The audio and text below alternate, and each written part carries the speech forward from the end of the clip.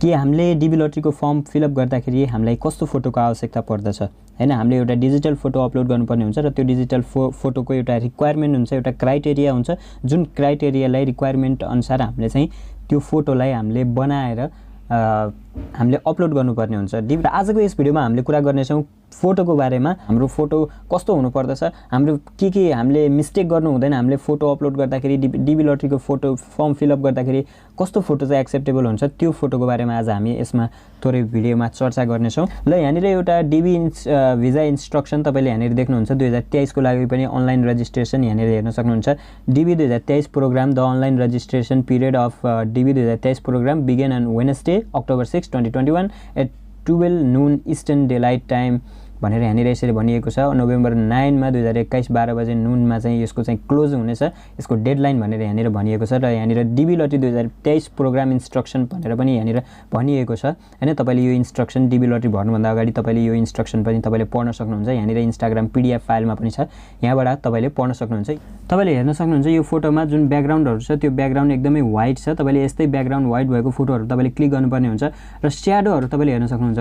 फेसमा कुनै पनि किसिमको स्याडोहरु अथवा चाहिँ एक्सपोजरहरु हुन्छ हैन, जुन ओभर कलरहरु हुन्छ त्यो कुनै पनि छैन, एकदम नेचुरल फेस छ, बडी स्माइल पनि छैन, स्ट्रेट फोकस क्यामेरामा छ। यसरी नै तपाईले यो तरिकाले तपाईले फोटो खिच्न सक्नुहुन्छ हैन। र यही फोटो टुल्सबाट तपाईले फोटोहरु मिलाउन पनि सक्नुहुन्छ। त्यसपछि यहाँनिर कस्तो कस्तो फोटोहरु चाहिँ तपाईहरुको मिल्छ, कस्तो कस्तो खालको फोटो मिल्दैन भनेर यहाँनिर एक्जाम्पलहरु पनि दिएको छ। जस्तै यसलाई हेर्नुस्, कति राम्रो फोटो छ, पछाडी ब्याकग्राउन्ड व्हाइट छ, फेसमा पनि कुनै स्याडोहरु छैन हैन। र यस्तो फोटोहरु एकदम एक्सेप्टेबल हुन्छ, फोकस क्यामेरामा छ। तर यो फोटो हेर्नुस् अलिकति डार्क आएको छ, यसमा चाहिँ कलर करेक्सन गरेको देखिन्छ, जुन फोटोलाई चाहिँ यो एक्सेप्टेबल हुँदैन भनेर यसले भन्छ।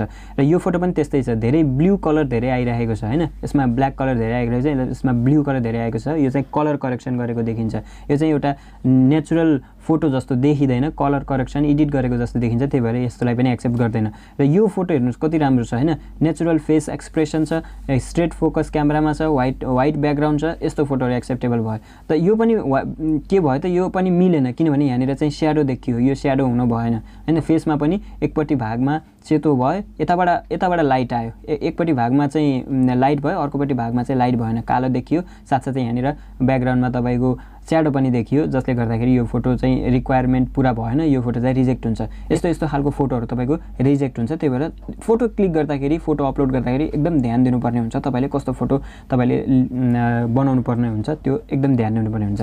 र त्यस्तै चिल्ड्रेनहरुको पनि फोटो छ हैन। चिल्ड्रेनहरुको पनि हामीले कसरी राख्ने, भर्खर जन्मिएको बेबीहरुको त हामीले फोटो खिच्न मिल्दैन, त्यही भएर चिल्ड्रेनहरुको कस्तो फोटो एक्सेप्टेबल हुन्छ त्यो पनि यहाँनिर देखाइएको छ है। अब यहाँनिर हेर्नुस्, बेबीलाई यसरी सुताइएको छ र सुताएर पछाडी ब्याकग्राउन्ड व्हाइट छ हैन, र यसरी फोटो लिएको छ, एकदम राम्रो छ। यस्तो फोटोहरु एक्सेप्टेबल हुन्छ। र यो फोटो हेर्नुस् त यहाँनिर यो चाहिँ किन रिजेक्ट भयो भन्दाखेरि फेसमा स्याडो आयो, कपालले यहाँनिर स्याडो आयो, कपालले गर्दाखेरि स्याडो आयो हैन, ब्ल्याक देखियो अलिकति फेस, त्यही भएर यो चाहिँ मिलेन। यो ठीक छ भनेर भन्छ, तर यो ठीक छैन, किनभने उसले साइडमा हेरेछ, सिधा फोकस क्यामेरापट्टि छैन, अरु सबै ठीक छ, सिधा फोकस क्यामेरामा छैन, त्यही भएर यो रिजेक्ट भयो। यो पनि ठीक छ। यो फोटो एक्सेप्टेबल छैन, किनभने यहाँनिर एक्सप्रेसन मिलेन। त्यसपछि यो फोटो ठीक छ। यो फोटो यसरी आफ्नो फेस लुकाउन भएन, केही पनि चीजले फेस लुकाउन भएन, जसले गर्दा यो एक्सेप्ट भएन। यो हाँसेको छ, त्यही भएर यो फोटो पनि एक्सेप्टेबल भएन। यो पनि भएन, किनभने यहाँनिर तपाईहरुको राम्रोसँग फेस देखिएन। यसमा पनि त्यस्तै छ, फेसहरु छेकिएको छ, त्यही भएर यस्तो फोटो एक्सेप्टेबल हुँदैन। बेबीहरुको लागि यो भयो। र अरु पनि यहाँ धेरै चीजहरु छ जुन तपाईले यहाँनिर यो वेबसाइटबाट हेर्न सक्नुहुन्छ। कस्तो कस्तो फोटोहरु एक्सेप्टेबल हुन्छ तपाईले यहाँनिर हेर्न सक्नुहुन्छ हैन। र साथै यहाँनिर फोटो रिक्वायरमेन्टको बारेमा धेरै यहाँनिर नियमहरु छ हैन। त्यो नियम हामीले पालना गरेर त्यही अनुसार हामीले फोटोहरुलाई बनाउनु पर्ने हुन्छ, मिलाउनु पर्ने हुन्छ। एउटा क्राइटेरिया छ, त्यो क्राइटेरिया अनुसार हामीले त्यो फोटोलाई चाहिँ हामीले एडिट गर्नुपर्ने हुन्छ, त्यो अनुसार हामीले फोटोलाई क्लिक गर्नुपर्ने हुन्छ। र यहाँनिर भन्दछ तपाईहरुले डिबी लटरी भर्नु भन्दा अगाडि फोटो भनेको एउटा मेन पार्ट हो, जुन तपाईले त्यसलाई क्राइटेरिया अनुसार रिक्वायरमेन्ट अनुसार तपाईले त्यो फोटोलाई तपाईले मिलाउनु भयो भने तपाई पक्कै पनि तपाईको डिबी लटरी पर्ने सम्भावना एकदमै बढी हुन्छ, चान्स तपाईले बढी पाउनुहुन्छ भनेर यसले भन्छ।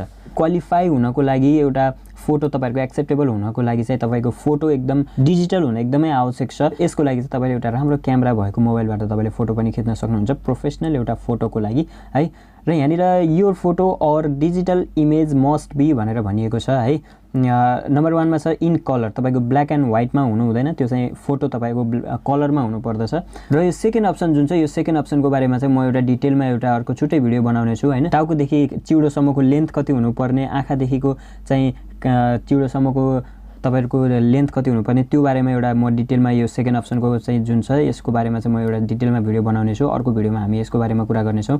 3 नम्बरमा भनेको छ taken with the last 6 months to reflect your current appearance भनेर भन्छ। धेरै पुरानो फोटो तपाईले युज गर्न पाउनुहुन्न र तपाईले पहिला पनि तपाईले डिबी लटरी भर्दाखेरि फोटोहरु युज गर्नु भएको छ भने त्यही फोटो तपाईले यो डिबी लटरीमा पनि तपाईले हाल्न सक्नुहुन्न।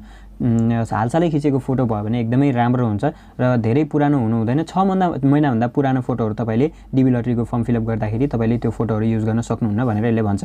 Taken in front of a plain white or off white background भनेर भन्छ। तपाईको फोटोको ब्याकग्राउन्ड जुन छ त्यो चाहिँ एकदमै प्लेन हुनु आवश्यक छ र व्हाइट हुन एकदमै जरुरी छ। अरु कलर भयो भने त्यो एक्सेप्टेबल हुँदैन।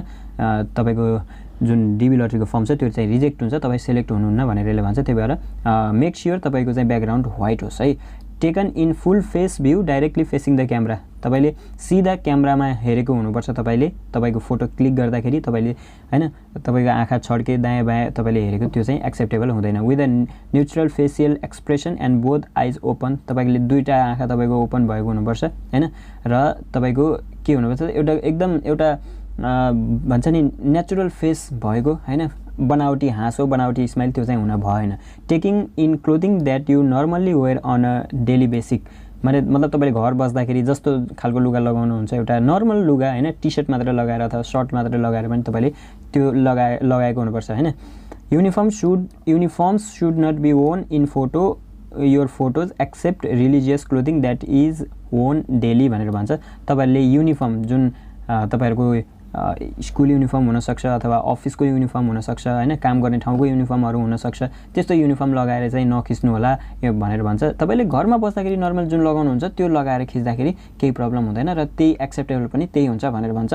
तर do not wear a hat or a head covering that obscure the hair or hairlines unless worn daily for a religious purpose. Your face must be visible and the head covering must not cast any shadow on your face भनेर भन्छ। तपाईले photo click गर्दाखेरि तपाईले टोपी लगाउनु भएन हैन, तपाईले टोपी लगाउनु भएन र यस्तो चीज लगाउनु भयो, टोपी पनि क्यापहरु पनि लगाउनु भएन हैन, जसले गर्दाखेरि चाहिँ तपाईको फेसमा स्याडोहरु परोस् त्यस्तो खालको टोपीहरु क्यापहरु केही पनि लगाउनु भएन भनेर यसले भन्छ। त्यही भएर तपाईले यो कुरामा ध्यान दिनु होला। Headphones wireless hand free devices or similar item are not acceptable in your photos भनेर भन्छ। तपाईले इयरफोनहरु लगाएर अथवा हेडफोनहरु लगाएर फोटो नखिच्नु होला भन्छ यसले। Eye glasses are no longer allowed in new visa photos, तपाईले चस्मा लगाउनुहुन्छ सधैँ तपाईले चस्मा लगाउनुहुन्छ भने पनि फोटो खिच्दाखेरि चाहिँ चस्मा नलगाउनु होला। र अर्को रहेको छ यहाँ if you normally wear a hearing device or similar articles they must be worn in your photo भनेर भन्छ। जस्तै तपाईले हियरिङ डिभाइस हैन, जो व्यक्तिहरुले चाहिँ अब त्यो कान सुन्ने जुन शक्ति हुन्छ त्यो नहुँदाखेरि एउटा डिभाइसहरु लगाउँछन्, उहाँहरुले चाहिँ त्यो डिभाइसहरु लगाउनुहुन्छ भने त्यो डिभाइसहरु लगाएर फोटो खिच्दाखेरि कुनै पनि प्रब्लम हुँदैन भनेर यहाँनिर भन्छ। Review the photo example to see example of acceptable and unacceptable photos हुन्छ। त्यो वेबसाइटमा मुनि तपाईले यहाँनिर देख्न सक्नुहुन्छ हैन। Use the department of state's free photo tool to, तपाईले यहाँनिर यो डिपार्टमेन्ट अफ स्टेटको वेबसाइट जुन छ अफिसियली वेबसाइट, यो वेबसाइटमा तपाईलाई कसरी मिलाउने फोटो, त्यो फोटो मिलाउने एउटा एप्लिकेसन एउटा टुल्स तपाईलाई यहाँनिर दिएको छ हैन। तपाईले यहाँ स्टार्ट फोटो टुल्स भनेर जुन अप्सन आइरहेको छ यहाँनिर क्लिक गरेर पनि तपाईले आफ्नो फोटो क्लिक गरेर राख्नु भएको छ भने यहाँबाट तपाईले कसरी मिलाउन सक्नुहुन्छ त्यो सिम्पली यो वेबसाइटबाट पनि तपाईले मिलाउन सक्नुहुन्छ, जुन चाहिँ एकदमै राम्रो छ। मलाई पनि एकदम राम्रो लाग्यो यो हैन। तपाईले यहाँनिरबाट पनि तपाईले आफ्नो फोटोहरु मिलेको छ कि छैन, मिलेको छैन भनेर मिलाउन सक्नुहुन्छ यो फोटो टुल्सबाट। यो यहाँबाट तपाईले फोटोहरु मिलाउनु भयो भने एकदमै राम्रो एक्ज्याक्टली मिल्छ। यहाँनिर तपाईलाई कस्तो रिक्वायर फोटोहरु चाहिने हो त्यो फोटो रिक्वायर फोटो तपाईले यहाँनिरबाट मिलाउन सक्नुहुन्छ। साथीहरु अझै कुनै डाउट छ भने तपाईले मलाई कमेन्ट गरेर सोध्न सक्नुहुन्छ, कमेन्टको रिप्लाई पक्कै पनि दिनेछु। र म अर्को भिडियोमा तपाईहरुलाई भन्नेछु हामीले यसरी एक्सेप्टेबल फोटो कसरी बनाउने, त्यो टुलहरु अथवा त्यो एप्लिकेसनहरु के हो, अझै हामीले कहाँबाट हामीले राम्रो तरिकाले भेटाउन सकिन्छ, हामीले त्यसलाई मिलाउन सकिन्छ, त्यो बारेमा अझै धेरै म अर्को भिडियोमा कुरा गर्नेछु। आजको भिडियोमा चाहिँ मैले कुरा गरे हाम्रो कस्तो फोटोहरु हाम्रो एक्सेप्टेबल हुन्छ ती बारेमा मात्र मैले आज कुरा गरे। आगामी भिडियोमा म हामीले त्यस्तो एक्सेप्टेबल फोटो कसरी बनाउने त्यो बारेमा म आगामी भिडियोमा कुरा गर्नेछु। साथीहरु च्यानलमा नयाँ हुनुहुन्छ भने च्यानललाई सब्स्क्राइब गर्नु होला। छिटै मिल्नेछ अर्को नयाँ इन्फर्मेटिभ भिडियोमा। तबसम्मको लागि take care and bye by.